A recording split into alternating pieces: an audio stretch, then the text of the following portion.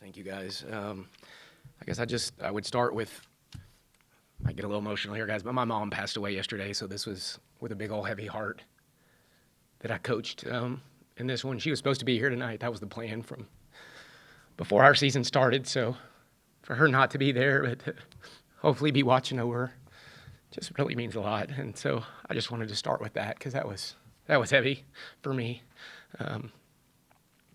Brandon was a class act before the game, so I do want to thank him for that and for his comments. We go back a long, long way, Brandon and I, and have all these parallels in our coaching career, so I promise I'll be all right. So a ton of respect for him, a ton of respect for their program. That one means probably a little bit more than normal. But great game, great college basketball game. Proud of our group, proud of the resiliency. I don't know if we played great. I didn't love us defensively. Credit to Kansas for that. They make it really difficult, and how they score and Nichols and how she operates. But just really blessed to have a great group to coach. This was a good one for us. You got to be tough on the road. You got to find ways to win. Sometimes it's ugly. Sometimes it can be pretty. But just I thought our kids found it. The third quarter, I thought, we were pretty good, and that was our best quarter. And then just kind of traded baskets in the fourth to just kind of keep it around double figures or a little bit more. But proud of this one. It means a lot for a lot of reasons. Question. Mark, what do you think allowed you guys to get separation? Well, we got multiple stops, and there for a long time in that game, neither team was getting multiple stops. And so the game, I don't remember the runs in the first half, but it felt like no one ever really led by a whole lot. It was kind of going to be back and forth. They got up a little bit. We made the run. Kind of was one point, it felt like the last minute and a half or so, and then they took the halftime lead. So we were just able to distance. We made some threes. Obviously, when you make 13 threes, you're probably going to put some points up. We don't always do that, although I think we do have the ability, but we don't do that every single night. But we made quite a few the other night as well in our first Big 12 game, and then followed up with 13. So, I think if we can shoot it like that, we can be dangerous offensively, and then we got to get a little better defensively, though.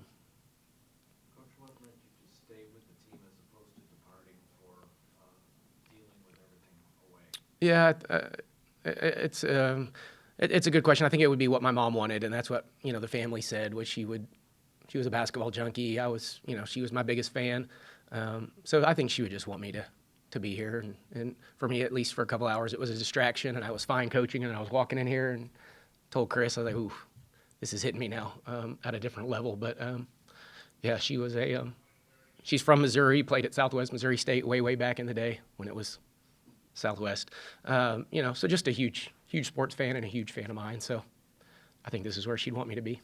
How much, if at all, did you address it with your team, or did they, rally around it for you? Yeah, no, I don't know. And I've tried this has been a 6-7 week kind of emotional roller coaster for our family as she's dealt with some stuff. So I let them know yesterday. They've been abreast up to the situation, and I've been back and forth quite a bit over the last few weeks just to, make sure your family's fine, my dad, my brother, those types of things.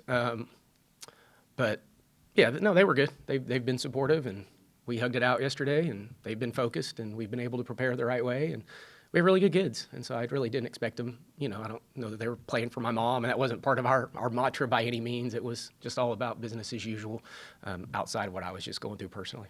Will you remain with the team through the rest of this trip? Yeah, I think so, but I'll figure that out. But yeah, I think that's the plan as of now, and we can get the arrangements and everything else figured out while I'm here. When you look at Kansas and they have Davis, who hadn't played a ton, talented freshman, obviously, how do you scout that? How do you prep for that? Did you plan on her playing? All of those things? Yes, I think you always prepare. I mean, you even prepare for Williams, even though we knew she probably wasn't going to play. And so you have different game plans built on, who's going to play. Was Davis going to start if she did play? Were they going to, put Evans at the 4 and go a little bit smaller and stretch us? Davis, super talented, obviously highly recruited kid from just right down the road. So we were somewhat familiar. She definitely makes a difference rebounding, I think, in particular. There's a low post present. She's athletic.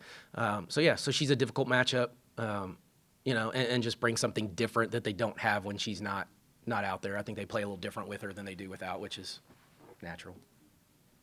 Thanks, Coach. Thanks, everybody.